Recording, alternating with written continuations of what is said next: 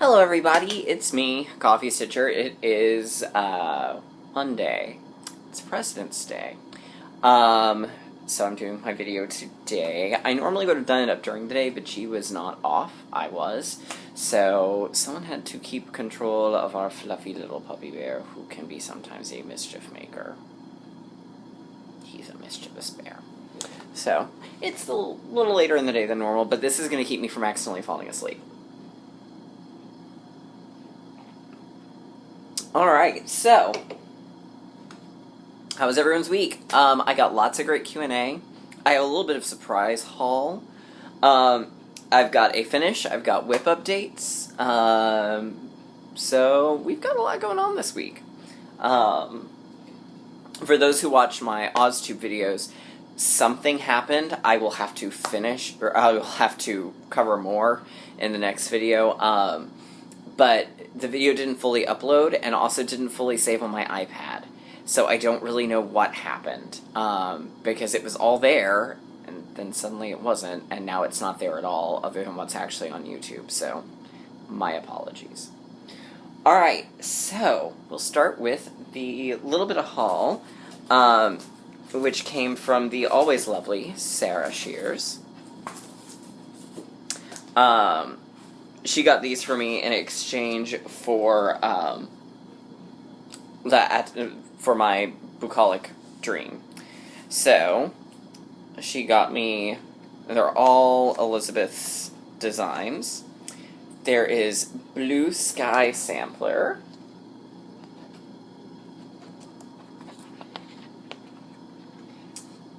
And it requires one needle necessities, but I'm pretty sure I may have that one. It's 111.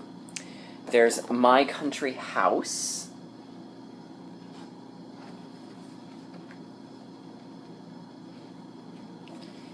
This one's got... Well, it was originally done in Krynic Silk Mori, but it has DMC conversions, and that's probably what I'll do. This one is A House of My Own. It says, a little house on the hill, green grass and apple trees, a little house of my own, wildflowers and honeybees.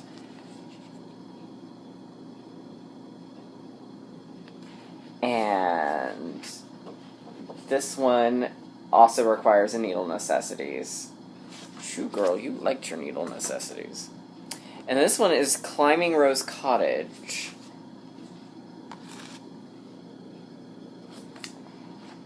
And it does not require any specialty threads, but it does require 2 pearl cottons. I'm trying to figure out where. Probably it looks like in the roof.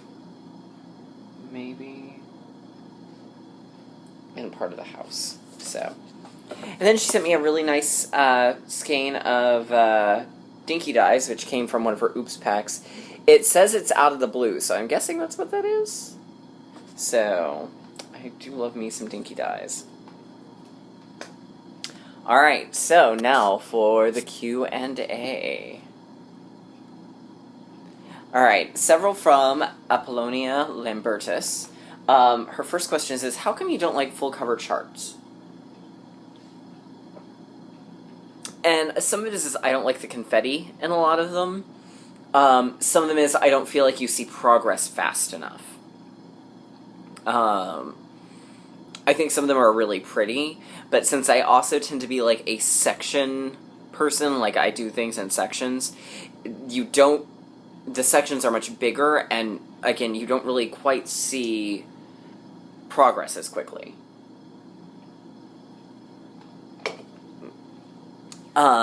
She also asked, do you ever stitch projects out of my Stitchy box?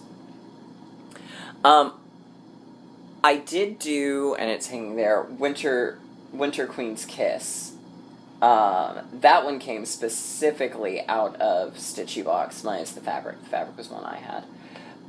But, beyond that, all of my, I've used a lot of the threads and the fabrics, but not necessarily all on just one specific project. I've used them all in and throughout.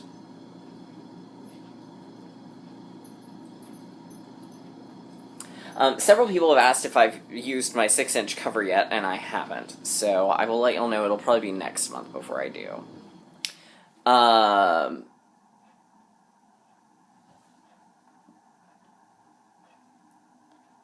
Let's see. Candace Ramirez asks, where do you usually buy your fabric from? Will they cut it for you to your request? If not, where do you get certain requests from?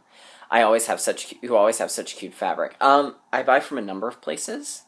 I've bought from Dye Stitch Love. She's one of my absolute favorites. Although she's currently closed for sales. I've bought from Under the Sea Fabrics. I've bought from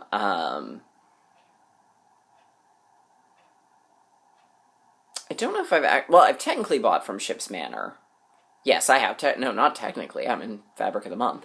And I've bought from my LNS, and I've bought from 123 Stitch. They sell them in cuts.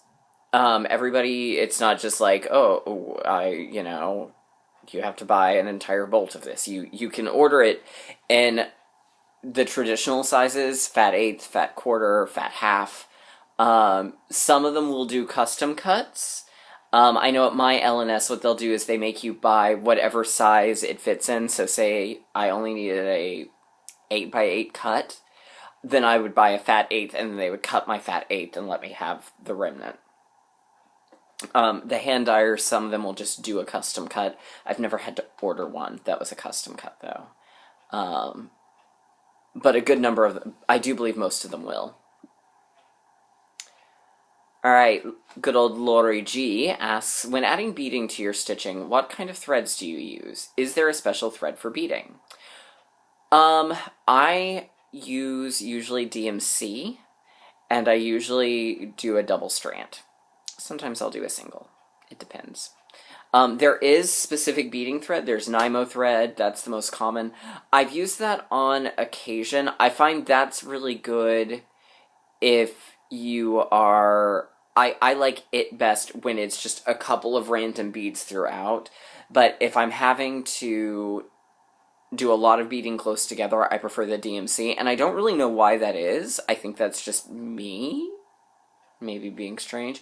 I think it's because I feel like the Nymo thread's not quite as, I don't want to say bendy, but I feel like it's sturdier than the DMC, so it's bulkier. That could just be me, though. See, Stephanie Toralva Burnson asks, do you railroad your stitches, and how do you handle half stitches? And she's got more questions, but we'll go with those two first. I sometimes do, I sometimes don't. I don't really try super hard unless I'm working with, like, a black or a white where I'm not getting very good coverage. Railroading will help with that. How do I handle half stitches? I'm assuming that you mean, like, where you have half of one color, half of another. What I do is generally, whichever color would be the foreground color, I do a 3/4 stitch of, and then I do the remaining stitch that way. That said, if it's a color where, there are sometimes, particularly on higher counts, like 36 or 40, where what I'll do is I'll do just the two little quarter stitches and then let the back stitch go over it, because a lot of times it's a back stitch that's breaking it. But generally I'll do a 3/4 stitch and then a quarter stitch. And I don't think I have anything handy that I could show you that on. I'm sorry. I fail. Oh wait, maybe, actually. If I can get it without knocking things over. Because I think there's one in here.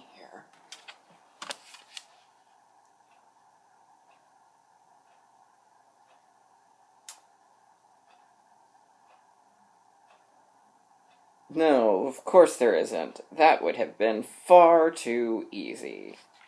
Never mind.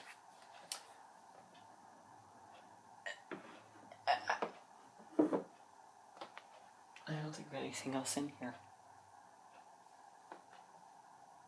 Oh, wait, yes we do. Okay, so if you look on Daphne's scarf, the green, because it was on top of the purple, I did a 3/4 stitch and then a single quarter for the purple. So, same thing on Fred's ascot. The orange got the 3/4 versus the white. So,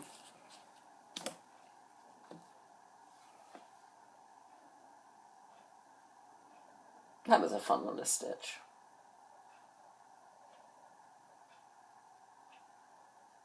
Okay. So, the next part of our question. I watch other floss tubers and they raved about a cross-stitch app. Do you use it also? What is your opinion of the app? I use Xstitch app like a lot of people do. I use it mostly for my thread and fabric storage, but mostly my thread, so that way when I go shopping, I know which Gentle Arts and such I already have. So I like it for that. It's a really great way to sort of keep what I have handy, but in terms of like using it for like keeping track of my whips and my changes, not so much. I tend to defer to my old-fashioned journal.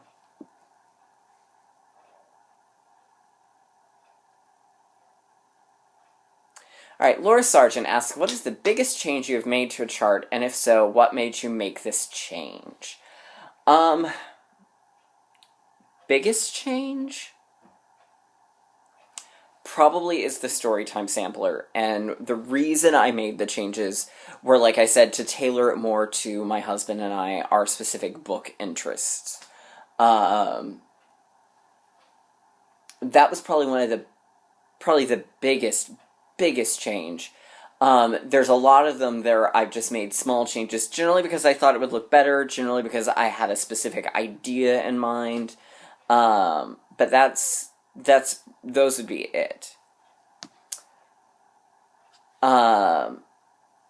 Novice Stitcher asks, what is your favorite whip and what is your least favorite? Well, I don't really have a least favorite because generally once I decide I really don't like something, it goes away because life is too short. My favorite whip right now probably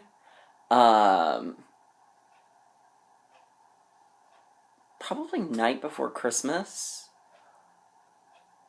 or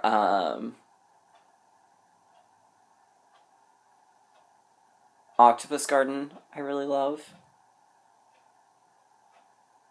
I know a lot of the times my favorite is whichever one I'm working on currently. I did have one that I would have automatically said, but it's finished now, so, but you'll see that coming shortly.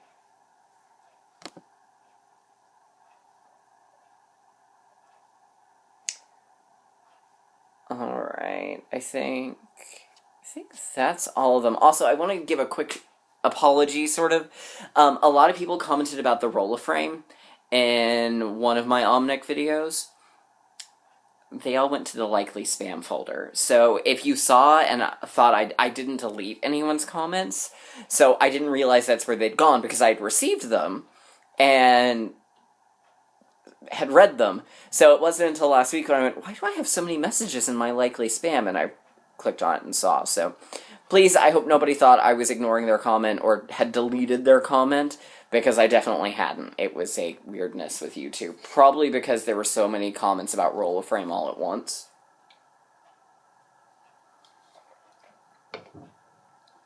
But we shall see. Alright, let's go to my whip updates and then I'll show my finish. Let's see, we worked on three things last week, but one of them's finished, so it'll be the last one I show. I worked on Octopus Garden.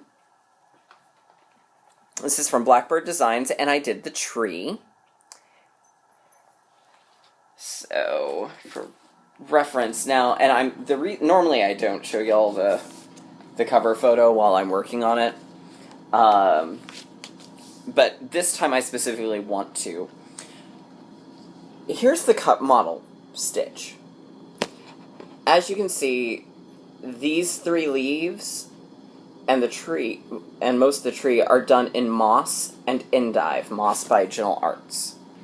If you notice, though, moss is very, very dark consistently throughout. I don't know if this was a dye lot thing. I don't know if Barbara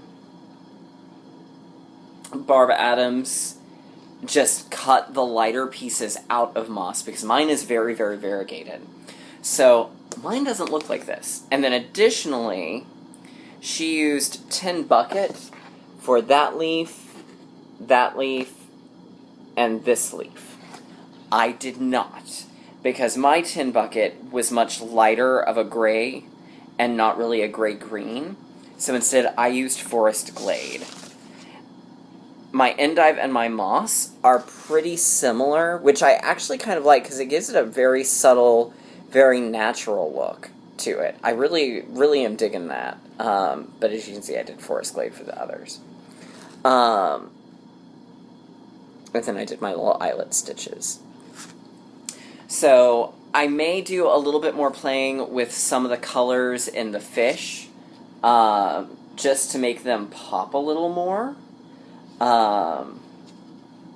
Because very definitely she has some very different colors, or very different in terms of the variegation, some that were very different than I had.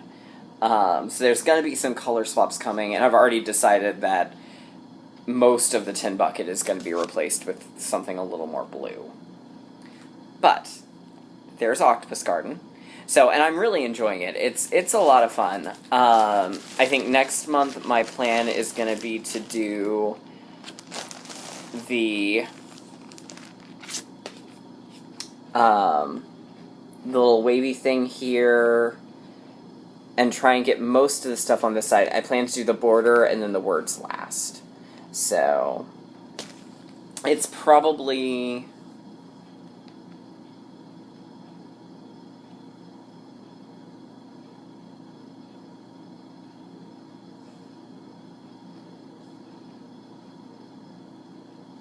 probably another 4 months from being finished. And of course, that's not really taking into consideration that next month I'm going to lose a week or longer with the wedding and the honeymoon.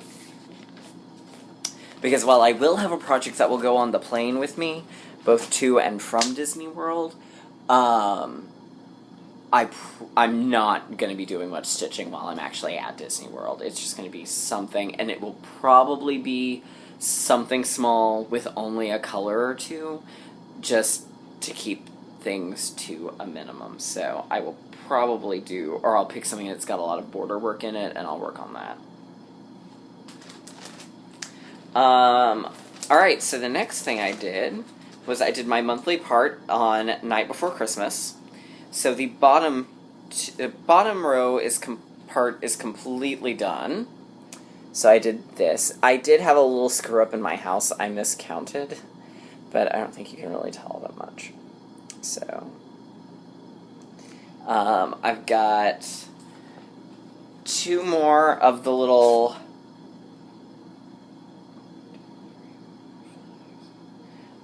half octagons.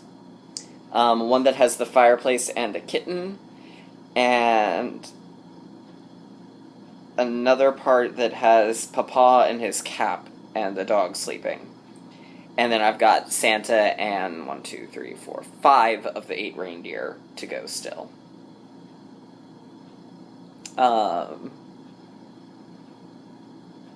And quite honestly, what I will there will be a little bit of minor tweaking when I do the reindeer. Not much, but a little.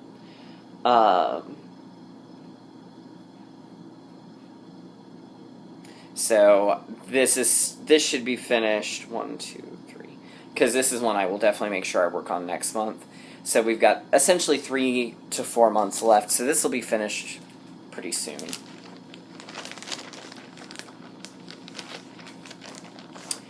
All right, and then I started today on the first building in the Ship's Manor Mystery Town Stitch Along came out. So there it is.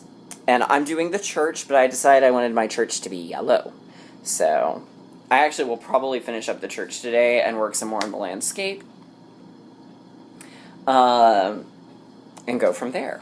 So that leaves us with our finish for the week. Because I just couldn't not. I was having so much fun with it, and I'm sad it's done now.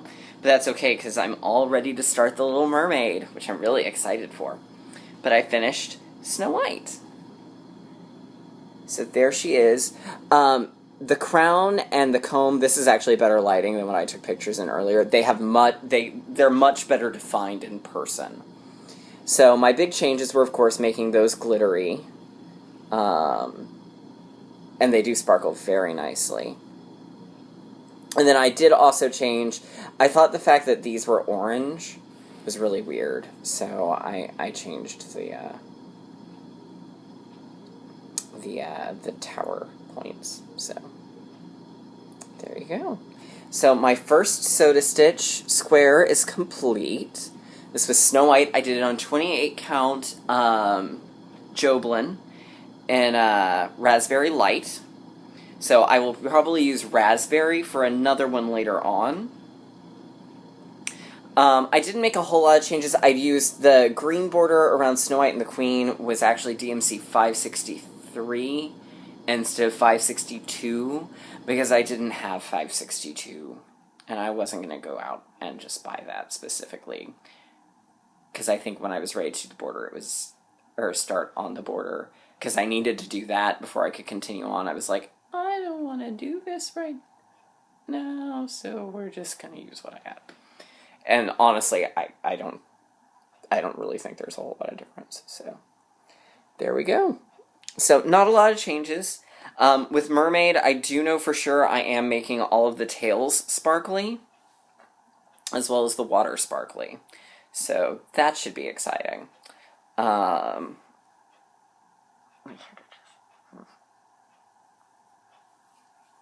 So after I finish this, I may go ahead and start Mermaid. Who knows? We'll see. So that's kind of all for this week. I don't think there's anything else. Oh, the Floss Tube Retreat. Sign up is a go. It is in Austin, Texas, the first weekend of October. I'm going. I know the Queen of Starts is going. Obviously, the fabulous Julicious, who is hosting, is going. Letitia, the crafty curator, she's going for sure. So and I know McKenna's going. There's a whole bunch of us who are really awesome who are going. So you really need to go. Just gonna say it. It's gonna be pretty awesome.